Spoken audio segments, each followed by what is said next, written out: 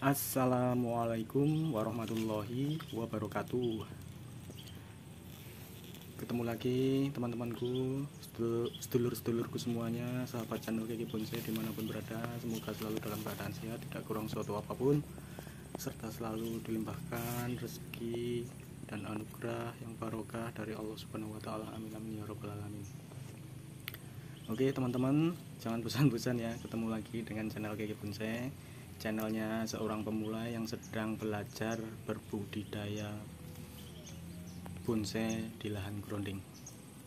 Nah, oke teman-teman, pada kesempatan kali ini Kiki Bonsai hanya sekedar selalu berbagi kegiatan ya, bukan berbagi ilmu ataupun tutorial. Kita hanya sekedar ini di depan saya ini kami sedang melakukan kegiatan aktivitas sehari-hari di kebun. Ini di depan saya ini adalah sebuah bahan bonsai waru lokal yang beberapa waktu lalu telah kita upload penanamannya ya, groundingnya. Ini saatnya kita batangnya udah cukup lumayan untuk kita lakukan wiring, makanya kita ini di sini kita lakukan wiring semampunya kita sekedarnya. Semoga menambah wawasan untuk teman-teman yang benar-benar baru pemula untuk cara wiring. Ini kita melakukan wiring semampunya kita aja, karena kita memang masih pemula dan memang masih minim ilmu ya, sangat terbatas ilmu kami tentang wiring ini. Ini kita lakukan penekukan, kita berusaha se ekstrim maksimalnya, tapi kita juga harus selalu memperhatikan tingkat tiap batang atau tiap bahan bonsai itu kan tingkat kelenturannya tuh lain-lain ya. Kalau seperti batang asam jawa itu kan sangat lentur dan kuat, ulat ditekuk seperti apapun dia sangat kuat. Tapi kalau ini kita baru pertama kali ini melakukan wiring untuk waru lokal ini ya, karena kita memang nggak punya bahan waru lokal baru kali ini. Jadi yang saya rasakan pertama kali melakukan wiring waru lokal ini, karakter batangnya dia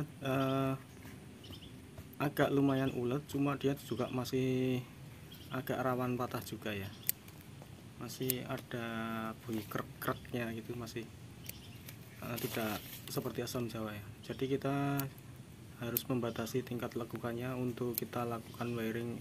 Kalau ingin ekstrim juga harus bertahap juga ya. Dan ini kita pindah posisi, ini kita di depan kita ada bahan sancang, kita juga akan melakukan wiring juga ini di sini. Kalau untuk bahan sancang ini memang sangat getas ya, tapi kita udah ya dapat dikatakan udah berulang kali lah kalau melakukan wiring pada bahan sancang ini. Kita juga tahu karakternya, tapi kita juga tahu selah-selahnya dia, tingkat kerapuhannya dan juga tingkat kelenturannya kita sudah alhamdulillah sedikit apalah ya. Jadi kalau untuk bahan sancang ini dia memang rapuh, sangat-sangat rapuh kalau untuk di wiring. Jadi kalau untuk teman-teman yang baru melakukan permulaan, belum tahu karakter batang sancang, harus benar-benar hati-hati atau pelan-pelan, sebisa mungkin bertahap ya. Kalau ingin ekstrim, tekukannya lebih tajam, liukannya lebih tajam, sebisa mungkin menunggu waktu atau jeda ya. Dalam arti setelah kita secara bertahap aja, intinya tekukannya jangan langsung kita ekstrimkan ya. Tapi kalau kita udah hafal karakternya, kita bisa lebih memaksimalkan lagi dengan cara bisa kita lentur-lenturkan dahulu ya. Pokoknya dalam kita melatih feeling kita penekukan bahan bonsai itu berdasarkan pengalaman dan juga tingkat keseringan kita ya. Dulu kita waktu melakukan wiring untuk bahan-bahan sancang seperti ini sering banget patah, tapi alhamdulillah kalau patahannya itu, kalau untuk sancang tidak patah secara keseluruhan, dia itu masih bisa dan sangat bisa menyatu kembali. Dan untuk tingkat kerapatan wiringnya, istilahnya kawatnya kita sesuaikan dengan besaran batangnya ya.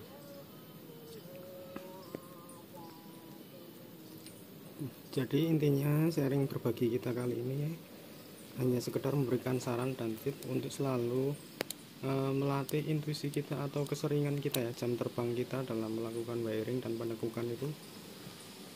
Seiring berjalannya waktu, kalau kita sering melakukannya, insya Allah tetap aman-aman saja. Dan kita tahu kelemahan-kelemahan tiap bahan-bahan bonsai itu punya karakter tersendiri-sendiri ya. Dan juga dalam kita pengelolaan atau pembentukan bonsai, terutama kan kita awalan kan kalau untuk membuat gerak dasar atau ya pokoknya gerak inti ya, basicnya, kita sebisa mungkin selalu belajar untuk membaca pada kondisi pohon ya. Jadi kita tidak selalu terpatok dengan suatu gaya, tapi kita lihat seperti ini, batangnya lurus ke atas. Kita kan kalau ingin mencapai target pembesaran dengan cepat, kita kan juga menyesuaikan bahan yang ada ya. Seperti ini kita lebih ke aliran ekspresionis, jadi tidak formal ataupun informal. Kita lakukan penekukan ya, semua kembali kepada selera sih. Tapi sebagai pembudidaya, kita sebisa mungkin bisa memaksimalkan semua bahan yang ada dengan cara mengikuti kemauan pohonnya. Kalau pohon seperti ini kan, kalau misal kita bikin formal, kita potong dan menunggu percabangan untuk formalnya kan lumayan menunggu waktu juga ya. Dengan sistem cutting atau apapun, itu kan menunggu waktu juga. Jadi pokoknya intinya kita selalu belajar intuitif cara membaca bahan yang ada di depan kita ya.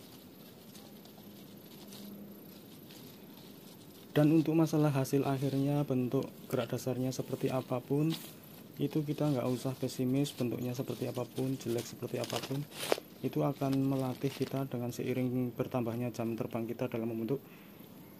Lama-kelamaan insya Allah akan terbentuk karakter kita sendiri, dan juga akan menimbulkan keluasan-keluasan yang bisa menimbulkan ciri khas kita sendiri ya.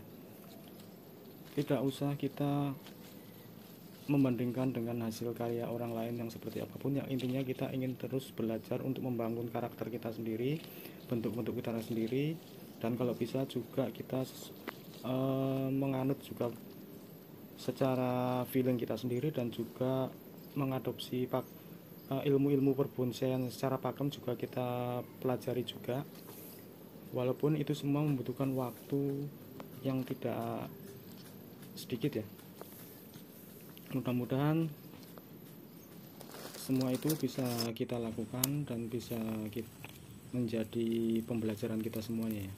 Dan seperti saya ini juga, saya yakin juga hasil-hasil saya ini masih sangat-sangat minim dari nilai-nilai seni. Tapi itu tidak membuat kami menjadi patah semangat atau apapun. Tapi kami di sini ingin terus belajar dan terus belajar untuk membuat sebuah karya seni bonsai yang bisa diterima oleh kalayak rame ya. Amin amin ya robbal alamin. Dan juga yang lebih terpenting yaitu dalam dunia seni apapun itu tidak ada, menurut kami, menurut saya ya, tidak ada benar dan salah. Yang ada cuma keluasan dan tidak luas menurut orang lain dan menurut kita sendiri. Menurut kita sendiri belum tentu luas buat orang lain, buat orang lain luas juga belum tentu buat kita luas. Jadi kita harus mempunyai prinsip sendiri, karakter kita sendiri dalam menentukan passion kita dalam berseni ya.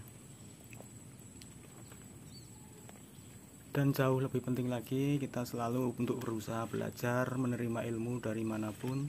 Kita selalu sharing, kita berbagi, dan kita selalu menyerap ilmu dari teman-teman semua sesama pecinta bonsai. Dan yang terlebih penting, jangan terlalu idealis dengan pendapat kita sendiri. Kita harus saling menghargai karya-karya orang lain, dan juga kita harus selalu berpegang teguh pada prinsip kebersamaan dalam salah satu hobi, dan juga dalam berkreasi kita selalu bertukar pikiran. Semua itu ada kebaikan-kebaikan di dalam sebuah hubungan dalam berkarya ya. Oke ya teman-teman, jadi ini sedikit motivasi dari kami yang sebagai seorang pemula yang sekedar mengungkapkan unek-unek pendapat kami yang sederhana ini. Dan intinya kita harus selalu mengedepankan pikiran yang umum, yang luas, tidak terlalu idealis. Juga kita mengikuti perkembangan pasar, kemauan pasar itu seperti apa, bentuk-bentuk bonsai yang seperti apa. Sebagai pembudidaya kan tidak menafikan bahwa kita juga membutuhkan nilai ekonomis ya. Di samping hobi kita berjalan, tapi kan juga ada unsur ekonominya juga untuk kelangsungan hobi kita juga, dan juga untuk kehidupan kita. Nah, yang penting kita selalu berkarya untuk menjadi lebih baik lagi, mengikuti kemauan pasar, bentuknya seperti apa yang diinginkan pasar para pecinta bonsai ya. Oke teman-teman, sharing saya kali ini mudah-mudahan unek-unek saya ataupun motivasi dari saya ini menambah inspirasi. Mudah-mudahan ada sedikit banyak manfaat untuk teman-teman semuanya. Kita saksikan video yang sangat sederhana ini, kegiatan kami di lahan grounding. Mudah-mudahan bisa menginspirasi, memotivasi bagi para pecinta bonsai dan juga para pemula yang belajar berbudidaya bonsai seperti kami ini ya. Terus terang, kami ini menjalankan budidaya bonsai seperti ini belum lama.